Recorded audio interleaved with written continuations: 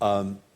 Secretary, you talked about the Russian-led unrest in eastern Ukraine, and there's now been an announcement that they're going to try to have a referenda in Donetsk on May 11th in front of the presidential election on May 25th.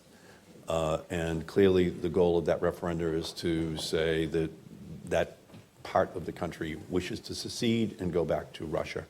Could you talk a little bit about that as it is unfolding as a strategy, a referenda strategy in Russia, and what the administration is thinking about as a strategy to deal with that? Well, thank you, Senator. The strategy, that may be the strategy, and if it is, it's very dangerous. And if they proceed down that road, that will be a second swing at a completely illegal, unconstitutional, internationally unsupportable effort to violate the territorial integrity of Ukraine. So nobody has any illusions about what might come with that. Now, that's the call for that, I believe, came from some paid individual in Donetsk, not necessarily an announcement per se that that's what's going to happen.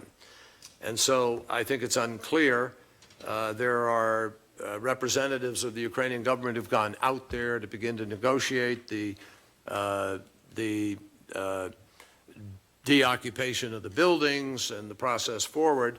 And I think it's sort of it's a moving target right now as to exactly what may or may not happen. But the issue is whether the Russians are serious in this discussion that we hope to have next week at resolving these kinds of questions. Part of their complaint right now is that there is an inadequate representation within the constitutional reform process in Ukraine.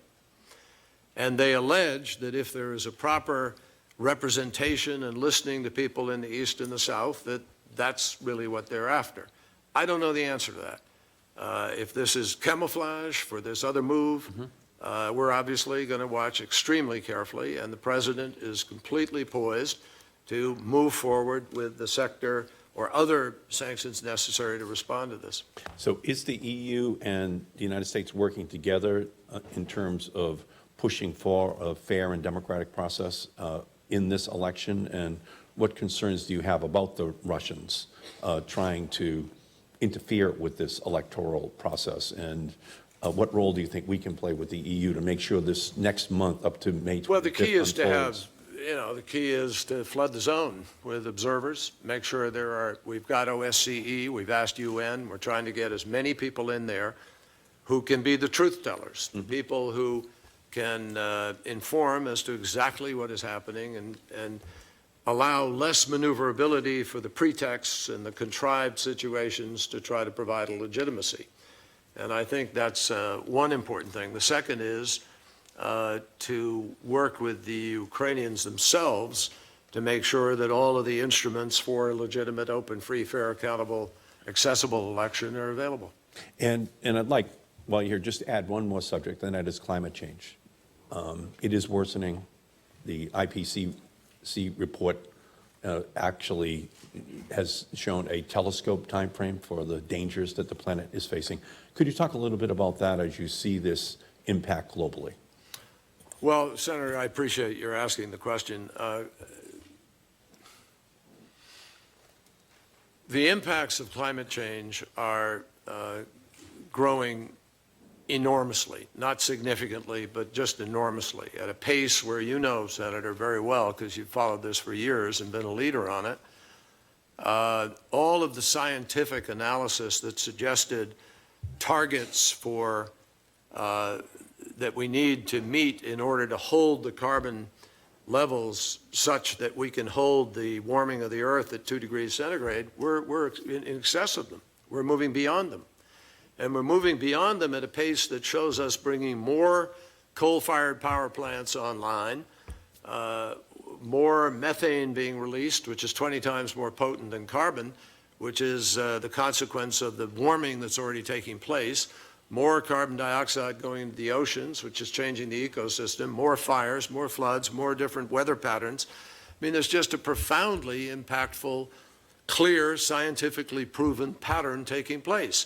And all of the predictions of the scientists are not just being met, they're being exceeded, both in the rapidity with which it's happening and the level to which it is happening. So given the most recent IPCC report by the UN Climate Panel, really we've got to respond, and we've got to respond rapidly. The margin for error is disappearing. And when I hear people, say to me, well, some people still contest the evidence, or they contest the science, without any science to contest it, by the way, but they contest it nevertheless. And they say, well, why should we take these measures? What if you guys are wrong? Well, as you know, Senator, better than anybody, if what you're proposing or countless governments across the world are starting to do is wrong, the worst that can happen is they've made themselves more energy independent, they've got cleaner energy, there's less carbon dioxide, less particulates in the air, people are healthier, there are more jobs created in the realm of new energy, alternative energy, renewable energy, all for the better. If the other guys are wrong, the people saying don't listen to it, what's the worst that can happen? The worst that can happen is life as you know it on Earth is over. And so I think people in public life have a responsibility to employ the precautionary principle that when you're weighing various concepts and they're supported by science and fact and empirical evidence, there's a responsibility to take action, and I hope we will. And thank you for your work on that issue, Mr. Secretary, and all the other issues that we've been discussing here today. These are tough